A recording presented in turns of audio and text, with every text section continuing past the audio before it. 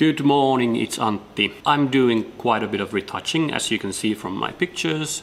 So being efficient and having tools that are simple and easy to reach out is really important in my work. So I'm using this one tool inside of Photoshop that helps me to get my work done a bit faster. So I'm gonna show you this tool, so let's check it out.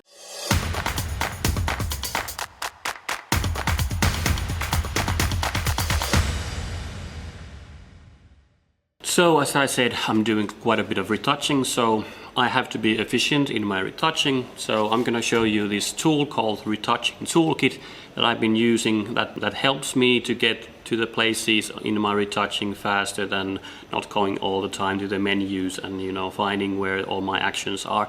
So it has a lot of cool features, so I'm going to run through some of the stuff that I do when I'm doing portraits or I'm doing composite images. So let's go into Photoshop and I'll show you what the tool is about. Alrighty, so here we are in Photoshop and I will launch my extension called Retouching Toolkit, and it gives me this kind of a panel that has kind of a section retouch, mask and export, and all these pre-made actions to kind of help you get faster results on your pictures. So I will go not all the features because I'm not using all, but I will go through these features that I'm using in my workflow.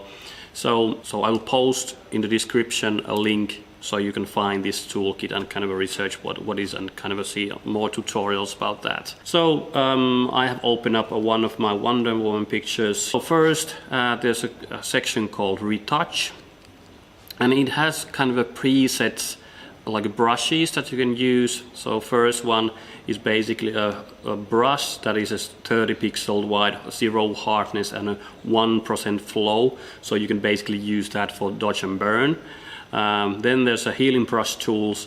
So this will give you a, it will give you a 9 pixel brush with a 100% hardness, and this will give you, the other button give you 60 pixel wide, 0 hardness brush. So you can kind of get, there's also a stamp, really smaller stamp tool, and then a bigger stamp tool for your stamping needs, and also this kind of a Liquify brush. I don't use that at all, but you can kind of define also these, what is your favorite brush tools and size and the feathers and all the radius and also stamps. In the instructions, if you get this panel, there's instructions how you can change the values. One of the really cool features is this eye help thing. Especially when I'm doing retouching, I also create all these help layers that lets me see better. I've done a couple of tutorials about these, and this will give you kind of a selection of these kind of different kind of help layers.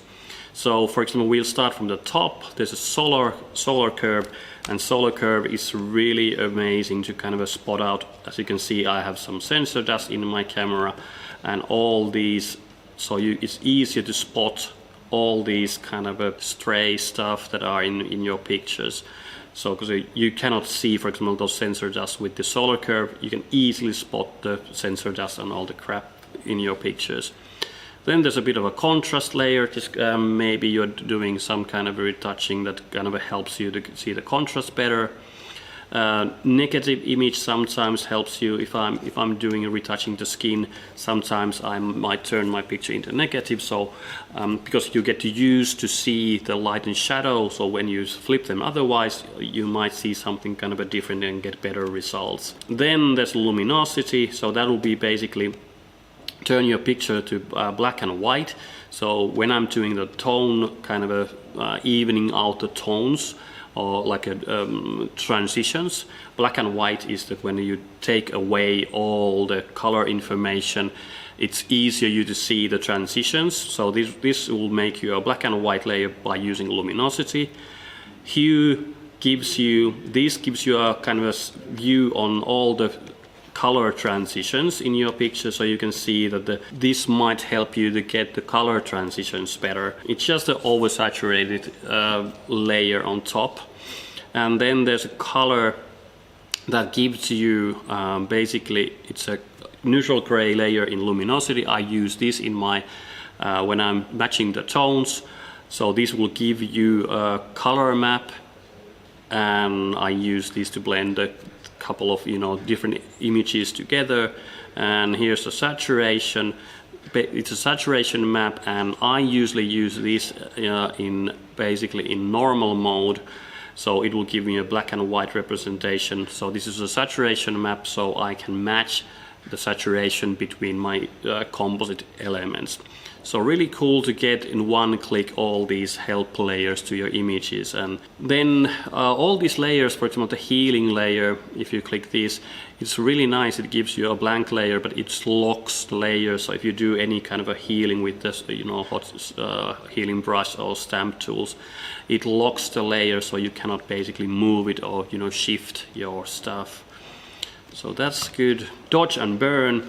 As a basic dodge and burn setup, it will give you this. It will give you these two layers where you can dodge and burn, painting white to your image. I'm not using usually this dodge and burn technique, but I use usually the neutral 50% gray layer.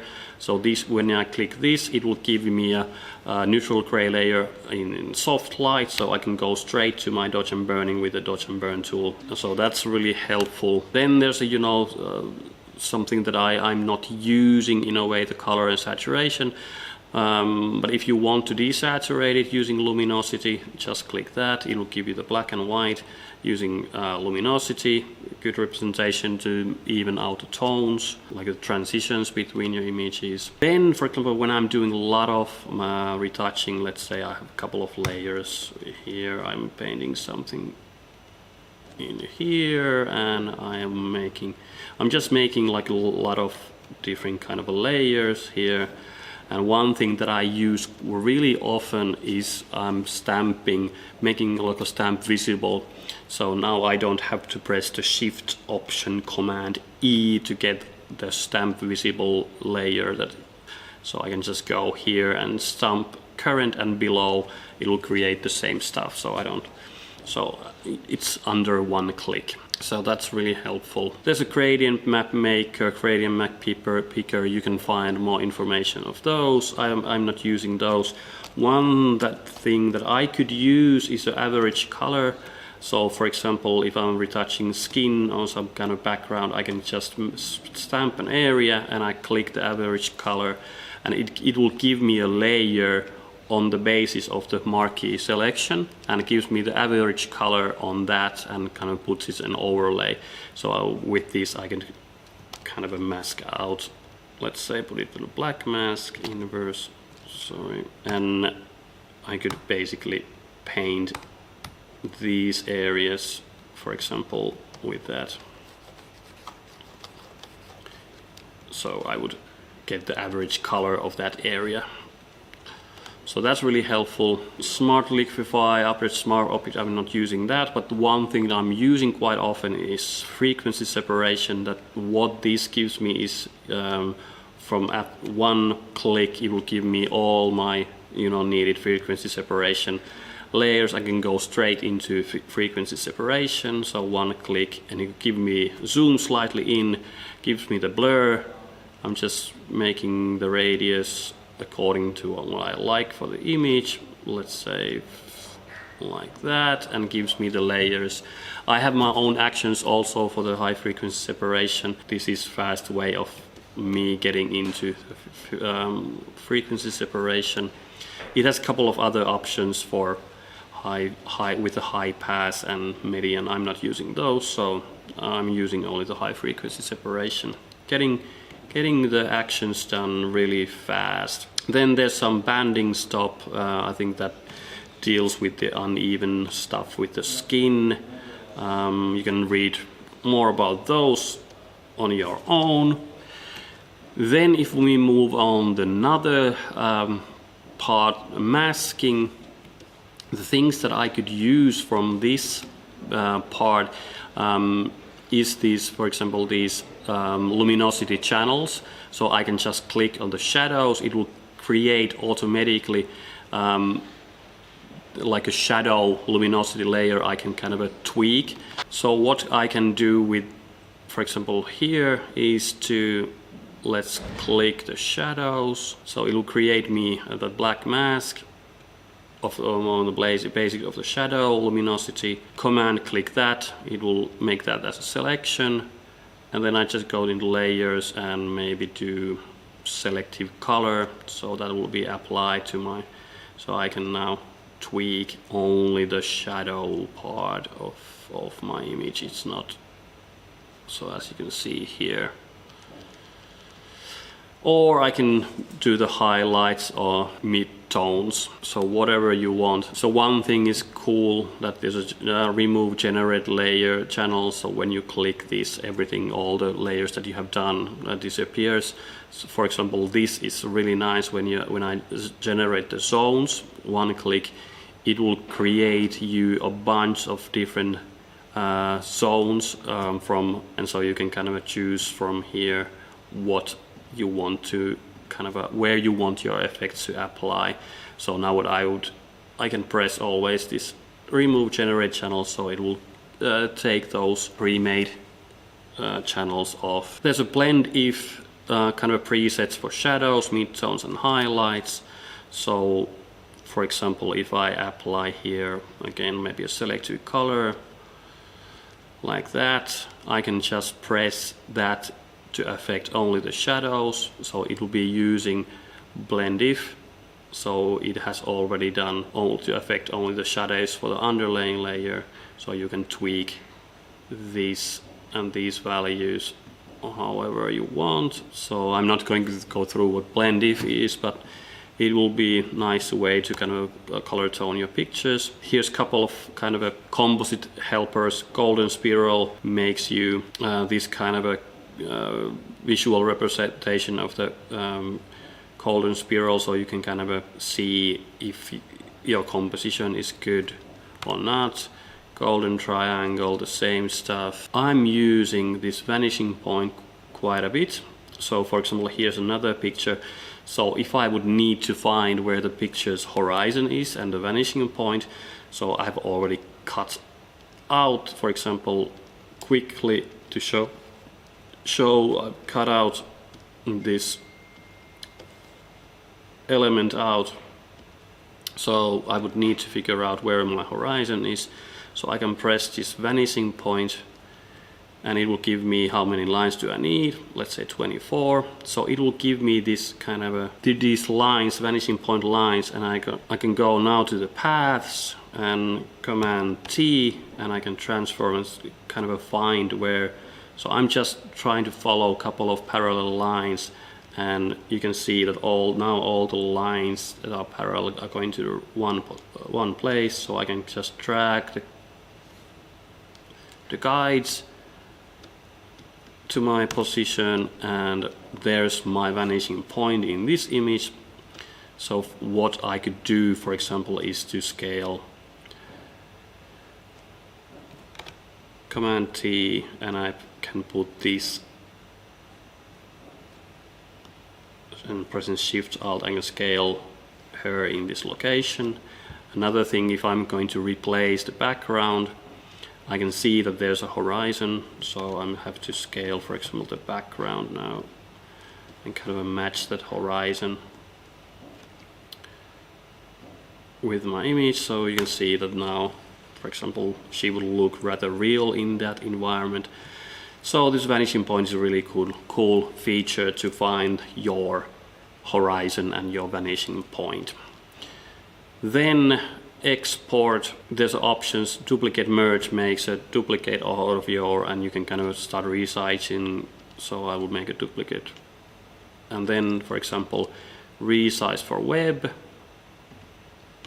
So for example, Illustrate gives you some values, recommendations. Resize for Facebook makes it exactly how it should be. Resize for Instagram. And then also like a sharpening stuff. Global sharpening goes into high pass, gives you the kind of a straight up the high pass dialogue. Sharpen details, you can add noise. Clean the document, I don't know what that does. Set copyright, you can write Antti Karppinen. That will apply information to your metadata. safer web, and so on. So all in all, I'm using some of these features, not everything, but definitely it's a cool toolkit to have in your kind of a panel. So as I said, efficient. You have to be efficient when you do retouching, and these kind of a toolkits definitely helps you. Over the years I've used some other toolkits, but I've noticed that this has enough of the features that I'm using in my workflow. When I'm doing composite images, I use high frequency separation. I need to color tone image and kind of mask out certain details. So this is definitely you should look into. It's not a that heavy pricely product, and you'll find a link to the website where they sell this in the description. Look at the tutorials, and maybe it is for you, maybe it's not, but it's something that I've been using some time already. So if you like these videos, put a thumbs up, write a comment what you think. Have you used any of these kind of toolkits, and or do you make your own actions? And if you like, subscribe to the channel, and I will see you on my next videos. Antti out. Cheers.